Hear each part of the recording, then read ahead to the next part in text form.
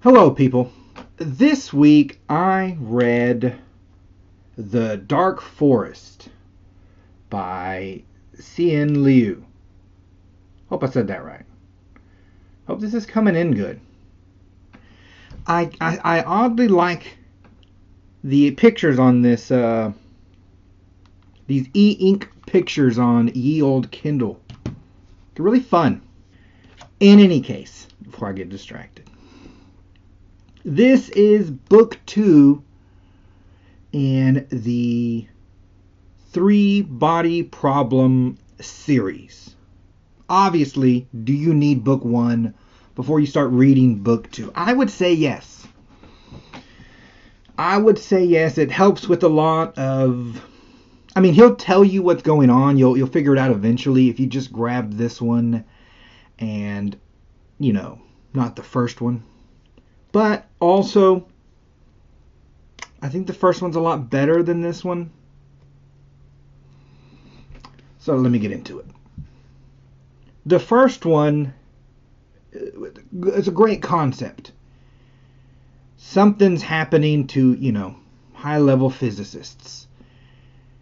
But what the first one had that the second book, this book, doesn't have is the driving force of the mystery. We don't know, we're trying to figure out. This one doesn't have that mystery, and then so a lot of its momentum is stymied. And then it makes,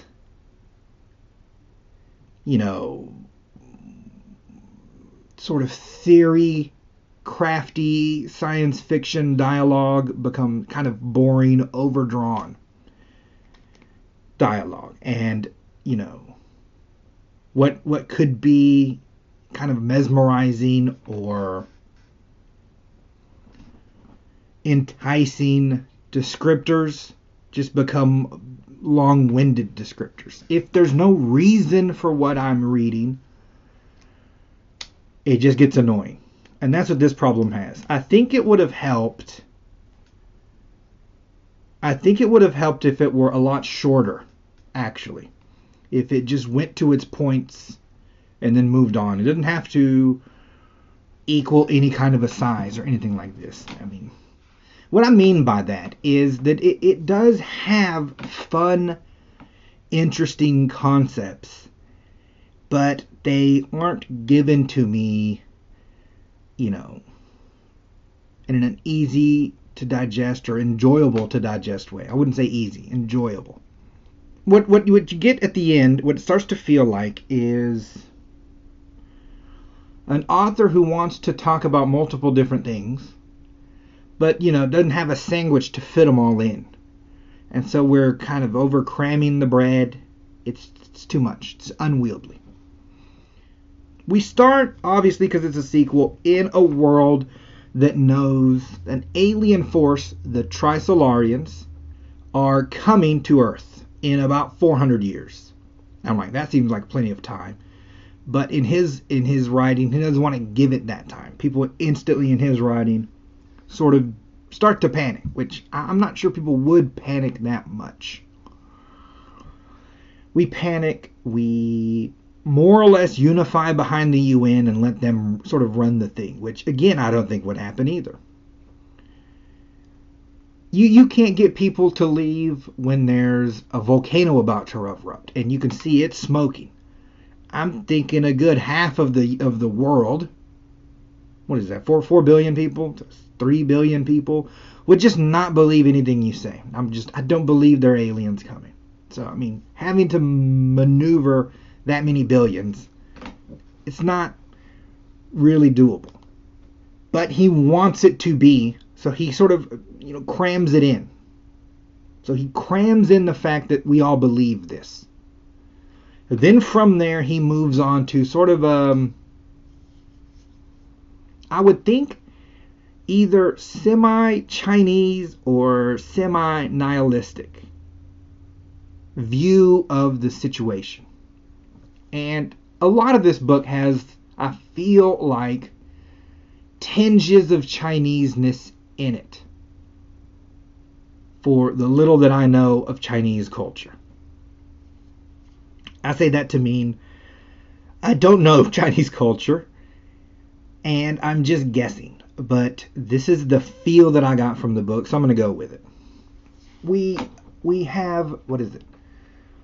He has a big thing to do about escapism versus, sort of fight the fight, wherein he thinks a good number of people will try leaving the planet and just making their chances in the universe. And his fight back against this is that the poorer masses just wouldn't allow it. And I'm not sure how they'd be able to stop it. But he gives an example wherein, there's a Chinese story about a flood coming or something to this effect, and they don't have enough flotation devices, ships or whatever they have, to save everyone in town. So what the emperor does is destroys the ones that they do have. And I guess in that sense, we're all kind of in it together, which I think is odd. Now, I have, again, this sense, seeing some YouTube videos and whatnot, much like the rest of you, wherein I get this sense that you get that from Chinese people, where the Chinese people have a kind of a take mentality. So if I can get over on someone else, get it and go, they seem to take that as okay. And it might go way back into the roots, right? Way back into 1,000 years ago, wherein local municipalities would be lying about the amount of land they have so that they only have to send this much tax to the emperor. And the emperor then, in those times, would sort of not he wouldn't look too hard at the land if he's getting some tax money, because why nitpick? And that system gave them a system of enough money for government and enough money for citizenry that it sustained itself through droughts and situations.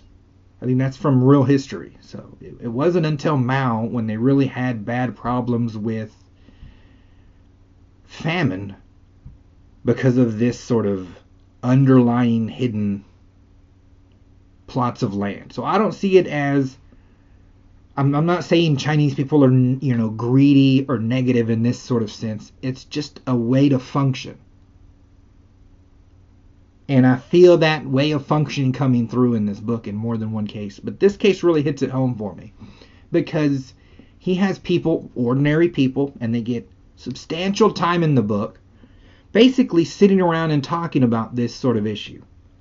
And they come to the ultimate realization where it's only a certain class of people, because you don't have enough ships, would be able to leave, and the rest would be trapped, doomed to die, and that those doomed to die would never let the other ones leave. I'm like, I don't see this at all. The Titanic sank, and we had a group of people say, women and children first, and they weren't all saving their own women. And those are just normal people. That's just a wide swath of people, but they aren't Chinese people, right? They're mostly Western people. And this is where I feel a lot of the divide. Because I don't see America, Mexico, sort of westernized, Spain, France, Germany, as a type who would sit and say, well, A, I can't defeat this enemy. But B, let's have a backup plan. Let's have technology that seeds humanity out in space as much as we can. Let's try this. But he needs it for his story that we can't try it. And so he sort of, again, he crowbars it into place where it doesn't quite fit. And which is, again, a bit of a shame compared to the first book, where everything seemed to fit relatively well. He introduces us to a guy named Zhang Beihai. I think that's how you say it. I'm not exactly sure. And this is, again, another instance where I feel the Chineseness. And he is a political commissar. This is a person who walks around, and I guess make sure everyone lines up right. And it feels like it's written to make that be a thing that matters.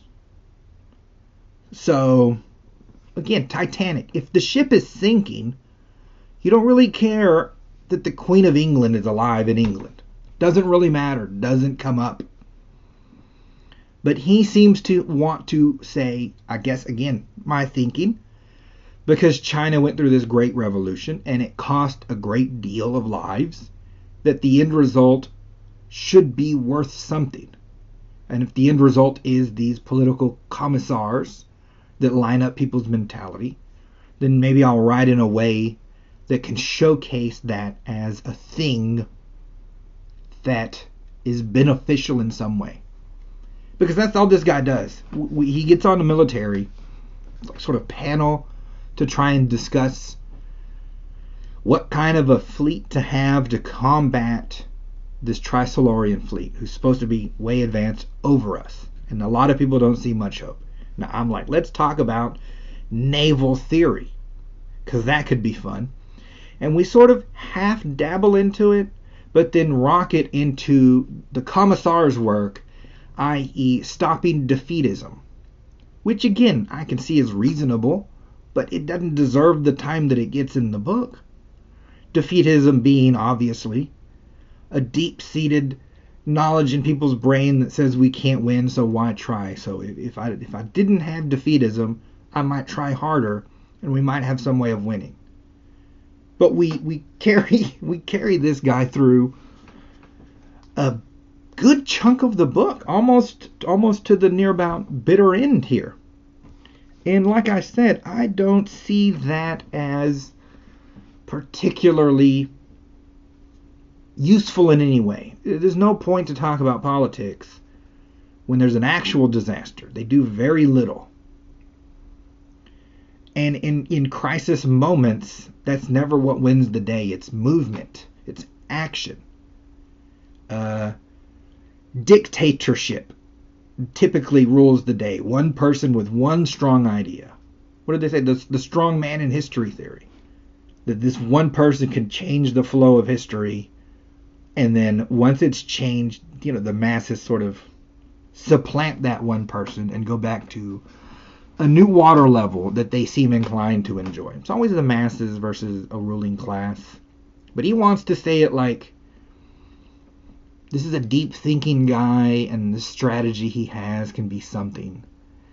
And he ends up like killing some certain people so that the tech goes the way it needs to go. Because as it is now, the Trisolarians have some kind of way to communicate. Photons, something P, I forget the name of it. I keep saying photons, protons, some kind of thing. In any case, they're using these to affect things on Earth, and the thing they affect is quantum computing in any way. So it limits our technology branch in that direction. So we go in every other direction. And the story is that these, I could look it up, these photons or whatever they're called, they can go anywhere they want. They can go anywhere. I can't find it quick enough. And it's not that big a deal, the name of these things.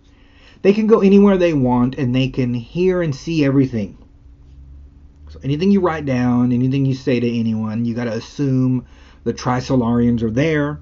They're listening. So how do you make a strategy to defeat them? And we don't have any quantum scientists because they'll kill them, etc., etc., etc. This is the state that we're in. So in this state, because again, we've all committed to the UN. We've all committed to not leaving the planet. We're all fairly sure we can't beat this enemy. And we got 400 years to deal with it. So the UN decides, like, okay, if they can see everything we do, and everything we write, and all the plans we make, we don't have much choice. We need to think of a way to attack them mentally, because they can't read our minds. So to this end, they develop what they call a wall facer program. It's an odd name, but it works. wherein I will grab 4 people, and their job is to think of something, some plan that can help us win, but not tell anyone. And it needs to be done in a way that can confuse this Trisolarian enemy. And they have wide-ranging powers, and we have long conversations about the legalese of such and such power, etc., etc., etc. Cut to what's the guy called? The second wall breaker. This is, he's part of the ETO organization, the Earth Trisolaris organization. People who communicate with the Trisolarians and see them as Lord or God or higher beings. And if those higher beings deem humanity unworthy, then we'll all just die. And this organization doesn't care. The Trisolarians say, we find out through them that the Trisolarians are an open society, so they don't understand deceit or trickery or any of these kind of things. So from their perspective as humans, they go, our God or our Lord is weak in this regard. We need to help them. And so he has a communication with them in this vein. And we end up at this organization needs to stop the wall facers. And we have this sort of a conflict here. I'm like, this sounds interesting. Then it really tapers out. Why? Nihilism. We get, I think, 4 wall facers. First, Frederick Tyler. And they interweave them some, but it doesn't really make much difference. Frederick Tyler is an American Secretary of Defense. He wants to make a big kind of a fleet. And it was like, why make a fleet when our fleet can't handle theirs anyway? He goes, don't worry about it. So then he gets uncovered. And the way they uncover, like somebody will show up and go, I am your wall breaker. And it's supposed to be like, boom. And the guy's like, oh, my wall breaker. Oh. And the wall breaker just shows up and he's like, here's your plan in the reality of it. And the reality of his plan was he wanted to half control this fleet and in the doomsday battle turncoat to attack our own fleet so that the Trisolarians see that batch of people and hopefully preserve them as sort of like a vassal race in their society, civilization, and in this way humanity can survive. But, the rest of humanity's done. And then I expose it to the press. And you get told what for, and he's done. He can't be, he's out. I want to say, did he kill himself? I think he ends up killing himself once he's exposed or something. I'm not sure. One of them does. And again, this reminds me of the Chinese. If you follow them, the CCP still does a lot of 1960s, 1950s era propaganda. These little minute things that they think were like, well, we have this argument with America, so let me play this particular movie on this night, and that in the movie the moral's supposed to be that, we overcome our enemies, and that's what this message I'm sending to America. Again, like it's the 1950s. I'm like, bro, no one's watching that crap. No one gives a crap. No, your little subtle clues don't matter. They really don't. What we need is a rock thrown at somebody. Essentially, it's physicality is what matters. No one's really afraid of the Chinese army. That's why Taiwan, a little island, is still sitting there. They puff and they bolster themselves, but China's not going in. Why don't you go in? Because history's full of big armies making moves and losing, and then the whole empire falling. It's like a house of cards. But you get that sense here, like he's just destroyed because the whole world knows this, anti-human sentiment he had about himself. And I'm like, I'm not sure. Seemed like a dumb plan to begin with. The next one is Diaz. He's like a South American guy. And I'm like, I wouldn't pick anyone from South America, and no offense to South America. Not even Argentina. But he's from like Venezuela or something. I'm like, even worse. he decides I'm going to get obsessed with the nuke. And he wants just like the most ginormous nuke ever built. And again, we have long-winded discussions about nuclear bombs and what works and what doesn't and how close it have to be, blah, blah, blah. Long-winded. I mean, very page after page of this mess. And then his wall breaker come. I'm your wall breaker. He's like, oh. And his wall breaker exposes the fact that what he was trying to do was like use the nukes to be like rockets to, I guess, shove Mars into the sun and thus cause a mega explosion that would destroy the Earth. And then the Trisolarian fleet wouldn't be able to go to the next spot. Not sure why we think that strongly enough that we know their fuel consumption setups. Side issue. He's like, if I can destroy Earth, we die, but they also die. And this is seen as very bad, obviously. And he's ousted from the program, and he's like, fine, I don't need you anyway. But he goes back to his home country like he's going to be accepted, and then the people like stone him to death because they see this as very anti-human. My great-great-great-grandkids would have been alive 400 years from now. How dare you? And they chuck rocks at him. And I'm like, all right. Still a dumb plan, but all right. Heinz's idea is, he develops kind of like a mind-controlled device, which again, I think is very cool. Imagine a device that you could hook someone up to and after a process, get them to believe whatever you want. Like computerized, unbreakable faith. I mean, this is interesting as a concept. He and his wife then go into hibernation. Now, again, we all understand, stasis pods and hibernation are basically fact in science fiction now. So if you just put it in, it's just going to work. But this book, again, based off the first one to now, has been really realistic in its feel. But he just mentions hibernation. He just mentions it, and then it's just usable, i.e., I'm going to freeze these people and wake them up in 100 or 200 years when I need them again. And in 200 years, we should just have the technology. I'm like, we assuming a lot. We are assuming quite a bit.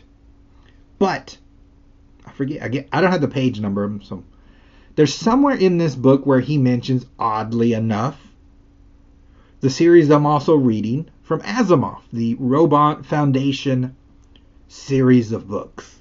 And it uses this as a concept in those books.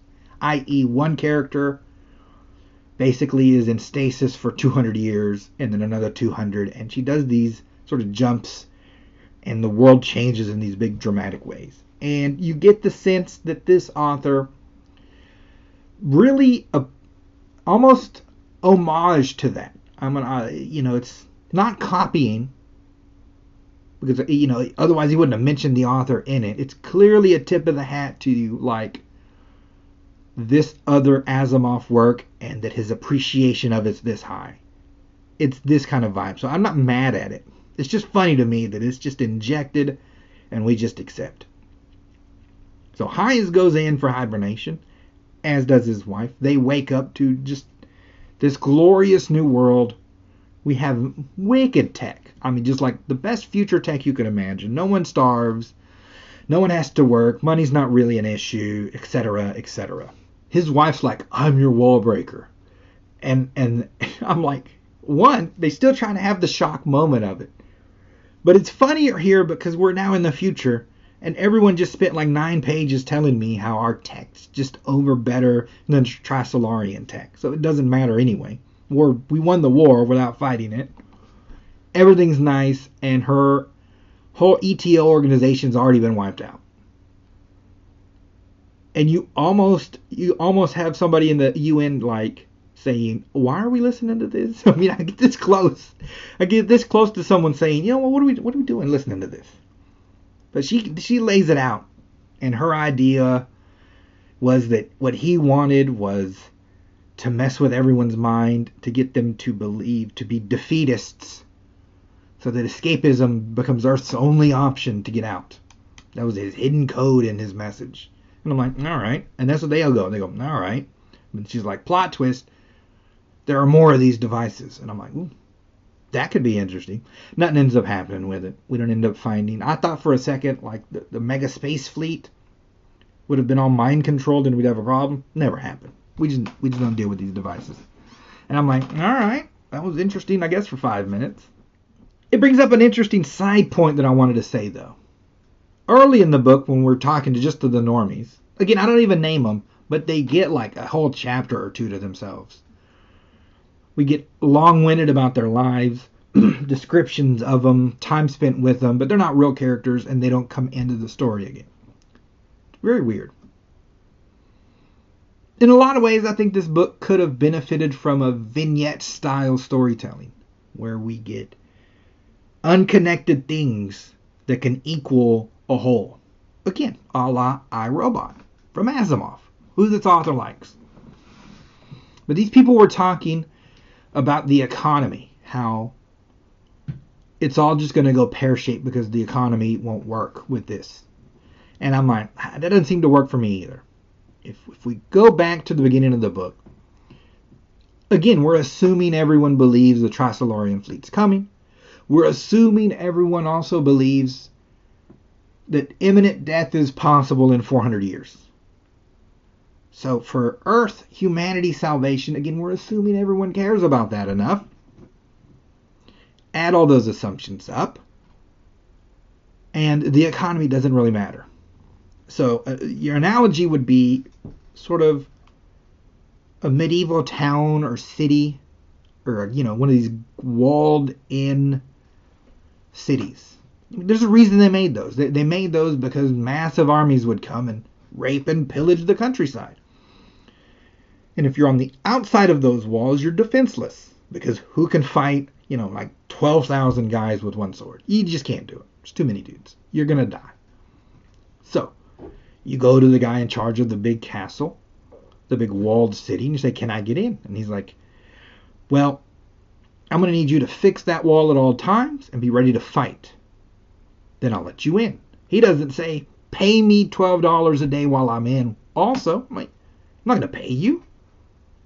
What good's the money going to do you if you stay outside the wall and die anyway? He's not even going to ask for the money. So if I get a society that's this focused on an alien coming in to destroy everything, you now have 7 billion people ready to work for food. They don't need the other things. They need spaceships. It doesn't matter that they're not getting paid money. Money's not going to help them anyway. Money's just a concept we have. It has no real weight or value. If you are stuck on a life raft with no water and $10,000 of cash, you're going to die. It doesn't help you at all, and you trade it all for water. Our values change like this because we're humans. You would just have all the poor people willing to make as many, you know, what do you got to, I need dudes mining ore. I'll go mine. I'll get 1 million dudes mining ore and 20 million making ships and 20 million moving the ore around and another 20 million making launch pads, etc., etc., etc. We could get a good chunk of the Earth off. A good chunk would die just in the extreme work environment. I need X amount of people just growing food. Fine, we can do that. If you really needed to churn it out, if profit's now not an issue, it could happen. But again, very nihilistic in thinking that, you know, humanity is, you know, this unproductive, I would say. I had a side issue, I just wanted to bring it up. Our last wall breaker, and I guess most important, is Lu Ji.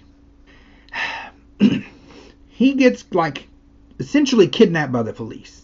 And so, again, we have a cool little mystery moment, but then it doesn't go anywhere. And I say moment because it's Sizable chunk of the book dedicated to the maneuvering of this person. But again, it doesn't matter because this isn't a spy thriller book. It builds this thing, but these things don't end up connecting to the other things in any way. Whereas if it were a vignette, it'd be a perfect little vignette. Then we could cut to another one. So we grab this random astronomer who's just sort of carefree, not really dedicated to anything. And we make him a wall facer for mysterious reasons. Something about some other guy would have picked him. Or that the wall facer, that the ETO wants him dead. So they're like, well, I'll just pick him as a wall facer. So he's like, I get ultimate power. I can do whatever I want. All right. We then cut literally to just another side story. And it's just a long-winded tale about him trying to write a book and inventing a lady character and then like basically falling in love with this imaginary character lady that he has. Like full on, I'm taking trips with this lady who doesn't exist. And we're looking at the stars and she's real to me because I went deep in the sauce. So we cut from that, and I'm like, clearly we're going to use this, to him being a wall facer. And he's like, well, I don't want to do this. But they're like, the way it's set up, you're supposed to be mysterious. So you acting like you don't want to be a wall facer is probably making you the best wall facer. You know? It's one of these inner loop things that he can't escape from. Whatever goofy thing he does, they'll think he's just some kind of mysterious thing. So what he decides is like, well, set me up with an idealistic cabin in the mountains and then find me this lady from my dreams. And he gives a description to this guy. What's the guy's name? Shi Qiang. This guy's cool. He's like a cop, security guy, sharp as nails, very noir, kind of cool. He's a cool cat. I do like him. So he gives this description to this lady, and he's like, I get where you're going. He comes back with the lady. Like, this is an imaginary lady, but he found someone that's so close to her that the guy's like, that's the lady. She came and she's real. And then he just hangs out with her for years. Of course, they fall in love. It's all paid for because he's like, it's part of the Wall Facer project. You gotta let me have it. And so it's just him and her living in the mountains in peace, paid for by the UN. And at some point, the UN's like, I don't know if that's a plan or if he's just chilling. So they convince the wife and the child to go into hibernation. And they're like, okay, go into hibernation, and we'll be there when Doomsday Battles come. So you get to work, then meet us at Doomsday Battle. And I'm like, okay, that's odd. And all of a sudden he goes, I guess because we're saying he has this motivation in his life. He's not just this single, flippant male, aimlessly wandering the earth. He has a family, and he has drive. So he quickly thinks of a plan. Again, sort of based off the first book, wherein we shoot a signal into the sun. The sun's energy generation magnifies said signal out. That's how we can't contact the Trisolarians and doom the planet. He sends a signal into the sun that puts what they say a spell on another planet, way deep out. And doesn't explain any of it. And for a while they're like, you're cool. And then like, that might be goofy. But then he goes into hibernation. He's like, I'm going to wake up later and meet my family. And so he wakes up in the same place the Hines guy woke up. 200 some odd years later, in this idealistic world. And he wakes up to, well, none of that mattered. The Wall Facer programs ended. Didn't matter anyway. We won. And so he's like, that seems cool. We go from that to the space fleet. Because what it is like, essentially North America's a country. Europe's a country. Asia-ish is a country. And Africa's a country. Sort of main countries. And then this new country of spaceships that just are out. But the spaceships overpower all. And so we're just at peace and have no political issues on Earth now. And I'm like, that sounds fine. And this is why I say vignette would work better and that, a lot of his stuff doesn't fit. Because he wakes up Zhang Beihai. The second half of this book is a lot of these people from hibernation waking up. And you get this sense of well, because I lived in a real world, I know more about life and stuff, and y'all aren't ready for this fight like I am. Vibe to the second half of this book, wherein the new people are just dumb, lazy. Not lazy, just so coddled that they can't understand a fight. This is the vibe you get. This Zhang Beihai wakes up, and they stick him in the military, and they make him captain, and he instantly gets the ship and YOLO's out. And then they wait. I mean, he just goes as far as the engines can go before he's going to run out of fuel, and then waits. And at the same time, a probe from the Trisolarians come, and there's this big to-do about what this probe is. It's 35 meters wide, or it's tiny. All the rest of the ships of the mighty fleet group up to meet the probe. They put the probe on one of the ships, and the guy goes and pokes it. And it's what is again a perfect, down to a micron telescope mirror surface, which is just a fun sci-fi idea. This probe then, just like Yondu's arrow from Guardians of the Galaxy, it just starts walking through ships, just walking through the engines at Mach bazillion miles an hour, and they just start exploding. And the ships are like, what do we do? And they just keep getting pummeled. I'm like, you don't want to all scatter because you're all blowing up? Not till we know what's happening. This and it goes long into the description. Name after name of ship I have no idea of, I've never heard of, just getting pummeled. Just one pass through because it's an unbreakable, unmarrable surface. Just like a probe, just like a bullet. And it beats 98% of the 1,000 whatever ships we had in 30 minutes. They're just husks. And then it just beelines towards the Earth. And so what we have now is a small collection of ships, one being, Zhang Beihai's ship. And so they're like, you're the only one who saw this. We want to make you captain. And he instantly is like, well, we need to make our own new society. Because we have to assume Earth is dead now, because we can't beat that probe. And so we should just jettison ourselves deep into space and seed the universe and just assume Earth is dead. I'm like, okay, a bit extreme. Yeah, didn't we get into some deep conversations about the start of a new society? And I'm like, we're not that deep in, bro. We just been gone 5 minutes. But again, it's this idea that a commissar and talking can work through some, nuts and bolts issues. Because if you're a space fleet about to live only in space, you're going to have nuts and bolts issues. Talking not going to help. They all get depressed in 45 minutes. And then we have this long-winded thing about they all end up with the same idea, whereas the idea being the ships, the way that they are unsustainable. So we have to nuke each other and cannibalize the other ships to make one ship worthy. Again, it's a very defeatist kind of thing. I gotta assume if you make a space fleet of over 1,600 ships, you have a lot of things that function in space. You can't make those big ships on Earth. Or maybe you can. Maybe you can. Either way, wherever the ships are made, I need to go back to Earth, grab the tools that makes more ships, grab supplies, grab extra hibernation pods, work up a rotation so people are always manning the ships that I have left, and get the crap out ready and stocked. You don't just insta-leave on a whim.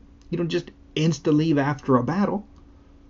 You're like, well, the probe is there. And I'm like, it clearly can beat me. I did nothing to stop it in its little Zondu travel through my fleet to begin with. You act like I'm far enough away. It just traveled across the galaxy. You don't think it can catch my slow ship and then pummel it? I have no idea how it works. It wasn't using normal physics to turn. So I can risk going back to Earth and getting set up proper before I then leave, so that all my cats don't have to die. It's like, well, the Earth wouldn't let you. I'm like, how could they stop me? I'm in ships in space. I'll send some ships down with guns, take what I need, and leave. And all that's to set up the penultimate issue here, the penultimate solution, it being Lu Ji's spell. And he describes it as the Dark Forest theory. The Dark Forest theory is, we got this massive amount of things in space. And if you do the math on all of it, just math it all out. So, take Earth and math us 2, 3, 5, 10, however many thousands of years into the future we need to get before we're spread like locusts across the universe. And at some point, we eat up all the resources. I don't know why he thinks this is possible, but he thinks it's possible. At least for his story, he's going to go with it. I personally don't think the universe has resources we can use up. I think it's just infinite amount of resources. New stars getting made every day. In any case, his idea is opposite. We can run out. So you take us, we're A. Now imagine, again, all this range of possibility in the universe. There has to be other like civilizations. The math then means at some point they grow out of their spheres. At some point all of these spheres will meet, and at that point there's not enough, food, resources, or whatever to go around. And at some point we will need to kill each other. That's his ultimate theory. You could be nice if you meet someone, but if you're nice and share technology, you're just accelerating the time in which you equalize and then need to overlap each other, and then someone needs to die. This is the Dark Forest theory, where the universe isn't full of just aliens waiting to be talked to by humans. It's not Star Trek. He sees it as a universe filled with hunters that all are aware of this same theory, because it's a natural theory in his mind, and that you cannot risk any civilizations you find. If you find any, you'd have to kill them the moment you can, because you're never going to have a better chance. So what we end up with is his spell was essentially coordinates, just beamed out. It's just, I started a fire in the middle of this forest full of hunters. And I waited, and I'm assuming one of these hunters is going to snuff the light out. And this is what happens. He picks a random planet, they destroy said random planet. So then the probe, which just destroyed the fleet, goes right, to a spot between the Earth and the Sun, and it nullifies our ability to use the Sun as a big radio antenna. And so our guy's depressed for a while. Then he makes there's a plan to use bombs and space dust to scatter around the solar system to know when these next probes are coming. For who knows what reason. What good does it do to know they're coming if I can't stop them? That's what the people say, and that's why they stopped funding it. In any case, our boy Lou, real obsessed with it. Until finally he just looks like he becomes a bum. They kick him out of town because they think he's a loser. He goes way out into the middle of nowhere to an old grave site, and then he's like, I want to talk to the Trisolarians. And he goes, I got a dead man switch on bombs in space. And I've set those bombs up in such a way that they'll spill out all this space dust. That space dust then is sent to bomb in a certain maneuver that will be like Morse code. And it'll make, the star blink in Morse code. And again, the code is in such a manner that will show the location of Earth to everyone in this dark forest if I die. And so the Trisolarians are like, stop. We didn't think of that. You got us. You beat us. What are your terms? He's like, I don't have any terms. That's for someone else to do. My job is done. And so he ultimately defeated these Trisolarians, who are still like 200 years out, with this spell program into the dark forest of civilizations in the universe. Great concepts all over, but just described into dust. If this book were half as long as it is, I think it'd be a really fun, interesting book. But when every little bit, it's like a 7-course meal, but you get this much food and you have to wait 45 minutes for the next little nougat. You're like, I'm just getting hungry in between in between these sort of tasty morsels. If it had just been condensed, it would have worked fine. Now I don't know about the third one. I was really excited after the first one for the second one. But after the second one, I'm not sure about the third one. Again, they're great ideas. They're just not laid out well. Not laid out well at all. That was The Dark Forest. Very nihilistic book. You know what's not nihilistic, though? Your lovable ads. These are my books. You can buy them on Amazon. You can also get Kindle Unlimited and read them via a Spotify-ish style book. What are we saying? What is this? App? Situation? It's not that bad. You can read my books and like 4 other books and then get your money's worth. Or you can like the videos, or you can subscribe, or you can just watch. We're good anyway. We're good any way you want to roll. Okay, people.